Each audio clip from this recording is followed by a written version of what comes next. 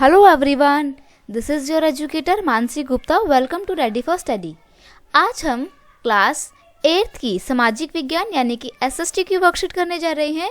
ये आपकी SST worksheet 29 है और इसकी डेट है 17 नवंबर 2021। ठीक है, तो यहाँ पर आपको अपना नाम लिखना है, यहाँ पर आपको अपने टीचर का नाम लिखना है जो आपको एसएसटी या सामाजिक विज्ञान पढ़ाते हैं। ठीक है, तो बच्चों आज की जो हमारी वर्कशीट है इसमें हम पढ़ेंगे आपकी राजनीतिक जो किताब है राजनीतिक विज्ञान की, उसका पार्ट 1। ठीक है, अभी तक हम आपकी किताब का पार्ट 1 का मौलिक अधिकार वाला सेक्शन पढ़ चुके हैं पिछली वर्कशीट में। आज हम पढ़ेंगे धर्मनिरपेक्षता। ठीक है, धर्मनिरपेक्षता क्या होती है? धर्मनिरपेक्ष राज्य वह होता है जिसमें राज्य अधिकृत रूप से किसी भी विशेष धर्म को या राजकीय धर्म के रूप में बढ़ावा नहीं देता है। मतलब राज्य ये नहीं कहता कि भाई मेरा एक विशेष यही धर्म है। ठीक है, नागरिकों को किसी भी धर्म को मानने की पूरी आज़ादी होती है। सरकार सभी धार्मिक मान्यताओं और आचरण को समान सम्मान देती है। मतलब देश नहीं बोलेगा कि भाई हम इस विशेष धर्म को जो है बढ़ावा देते हैं। ठीक है, वो सभी धर्मों को समान रूप से मानेगा, समान रूप से सबका आदर करेगा। अब हम इस बात को समझ सकते हैं कि किसी भी देश का इतिहास यह तय कर देता है कि देश का संविधान कैसा होगा। संविधान उन आदर्शों को तय करने में एक महत्वपूर्ण भूमिका निभाता है जिन्हें हम अपने देश और अपने प्रतिनिधियों के जरिए साकार करना चाहते हैं। मतलब कहने का तात्पर्य यह है कि किसी भी देश का जो संविधान है ना, वो कैसे बनता है, उस देश का जो इतिहास रहा होता है ना, उससे सीख के वो अपना संविधान बनाता है। ठीक है, हालांकि भारतीय संविधान एक लचीला संविधान है। पेपर में क्वेश्चन पूछ लेता है कि भारत का संविधान कैसा है, तो आपको लिखना है आंसर भारत का संविधान लचीला है। राजनीति की नई चुनौतियों को अपनाने के लिए इसमें कई संशोधन किए गए हैं। अक्सर संविधान में बड़े बदलाव का मतलब देश के मूल स्वरूप में बदलाव होता है। ठीक है, मतलब टाइम के साथ साथ जो संविधान बनाया है ना हमारे पूर्वजों ने या हमारे पहले के नेताओं ने, उसमें हम तब समय के साथ साथ परिवर्तन जो है वो ला सकते हैं। ठीक है, उपरोक्त तस्वीर में 24 जनवरी 1950 को संविधान सभा के विभिन्न सदस्य अपनी आखिरी बैठक में संविधान की एक प्रति पर हस्ताक्षर कर रहे हैं।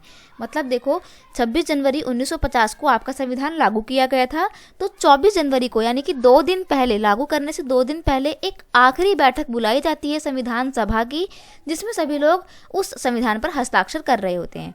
बाएं से सबसे पहले वाले चित्र में प्रधानमंत्री जवाहरलाल नेहरू, ये देखो ये जवाहरलाल नेहरू जी हैं, दस्तखत कर रहे हैं। दूसरे चित्र में यानी कि ये संविधान सभा के अध्यक्ष डॉक्टर राजेंद्र प्रसाद जी हैं।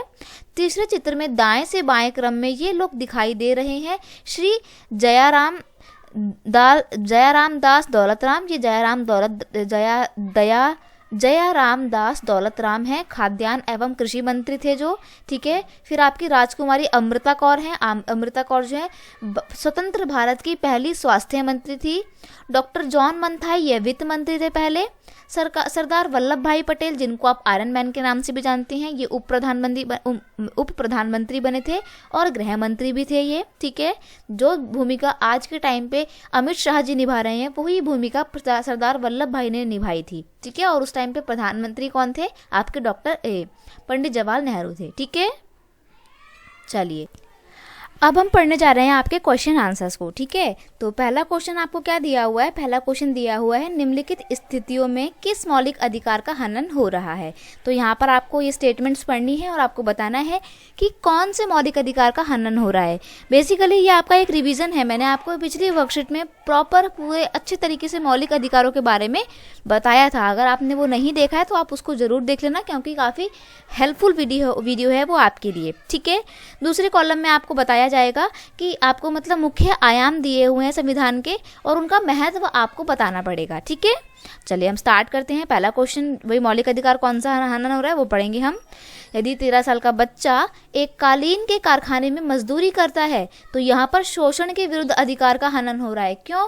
क्योंकि यह मौलिक अधिकार कहता है कि 14 साल से कम उम्र का बच्चा कैसी भी कोई भी मजदूरी नहीं कर सकता, और जो 13 साल का बच्चा कर रहा है तो यहाँ पे शोषण के विरुद्ध अधिकार का हनन हो रहा है। ठीक है, यदि किसी राज्य का कोई नेता दूसरे राज्य के लोगों को अपने राज्य में काम करने से राज्य रोकता है तो ये आपका स्वतंत्रता का जो अधिकार है उसका हनन हो रहा है, क्योंकि स्वतंत्रता का अधिकार आपको यह अधिकार देता है कि आप भारत के किसी भी राज्य में घूम सकते हैं और वहाँ पे जाके बस सकते हैं और नौकरी कर सकते हैं। ठीक है, तो कोई भी उस विशेष राज्य की सरकार आपको रोकेगी नहीं, लेकिन यहाँ पे रोक रही है तो स्वतंत्रता के अधिकार का हनन हो रहा है। ठीक है, अगला प्रश्न है, यदि किसी जन समुदाय को राजस्थान में तेलुगु माध्यम का स्कूल खोलने की अनुमति नहीं दी जा रही है तो सांस्कृतिक एवं शैक्षणिक अधिकारों का हनन हो रहा है, क्योंकि यह अधिकार कहता है कि कोई विशेष समुदाय अगर अपनी संस्कृति को बढ़ावा देने के लिए अपने शिक्षण संस्थान खोलना चाहता है तो वह खोल सकता है। लेकिन यहाँ पर अगर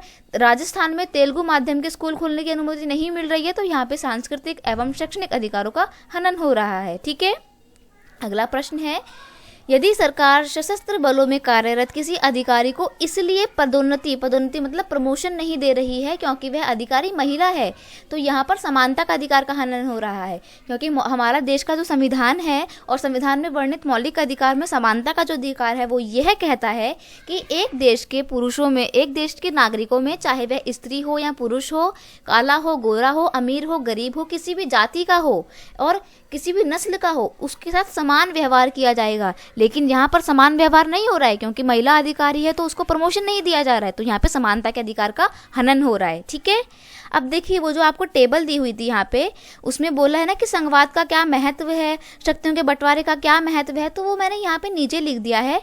अब आप इसको अपनी कॉपी में जब करेंगे तो आप टेबल बना के कर लीजिएगा। ठीक है, देखो संघवाद का क्या महत्व है। संघवाद का क्या अर्थ होता है कि एक देश में दो या दो से अधिक स्तर की सरकार का होना, जैसे कि भारत में केंद्र सरकार है, फिर उसके बाद राज्य सरकार है और फिर स्थानीय स्तर की सरकार है। ठीक है, तो संघवाद का इसलिए बहुत महत्व है ताकि एक विशाल देश जैसे कि भारत में स्थानीय स्तर पर सरकार जो है वो ठीक ढंग से काम कर सके। ठीक है, अगला है आपका शक्तियों का बंटवारा। इसका इस कारण महत्व है ताकि शक्तियों का विकेंद्रीकरण हो सके। अब देखो शक्तियों का बंटवारे से क्या होता है कि हम सरकार के अलग अलग अंग में अलग अलग शक्तियां, अलग अलग कार्य जो विभाजित कर देते हैं। इससे क्या होता है ना कि सारे के सारे काम या सारी शक्ति जो है किसी एक इंसान के पास नहीं आती। ठीक है, तो ऐसा करके हम शक्तियों का विकेंद्रीकरण कर सकते हैं। विकेंद्रीकरण मतलब बांट सकते हैं शक्तियों को, और सरकार के किसी एक भाग को हम निरंकुश मतलब अपना जो होता है ना कि कोई एक भाग सरकार का बोले कि बस अब तो मैं हूँ, दादागिरी जमाने लग जाए, तो ऐसा रोक सकते हैं अगर हम शक्तियों का बंटवारा कर दे तो। ठीक है, अगला प्रश्न है आपका मौलिक अधिकार, अगला आपका आयाम क्या है, मौलिक अधिकार। तो इसका क्या महत्व है, इसका नागरिक जीवन में विशेष महत्व है ताकि एक व्यक्ति समानता व गरिमापूर्ण जीवन जो है वो एक समाज में व्यतीत कर सके। ठीक है, अब है आपका संसदीय पद्धति। संसदीय पद्धति में होता है क्या ना कि सरकार जो है अलग अलग स्तरों में बटी हुई होती है और सबके बीच ना शक्तियों का विभाजन होता है। ठीक है, तो राष्ट्रपति प्रणाली के विपरीत सरकार के प्रमुख और राज्य के प्रमुख की भूमिकाओं के बीच विभाजन पैदा होता है संसदीय पद्धति में, और नागरिकों के बजाय संसद सदस्य प्रधानमंत्री का चुनाव करते हैं जो सरकार का प्रमुख होता है। ठीक है, तो ये तो थे इनके महत्व। आई होप आपको चीज़ें अच्छे से क्लियर हो गई होंगी।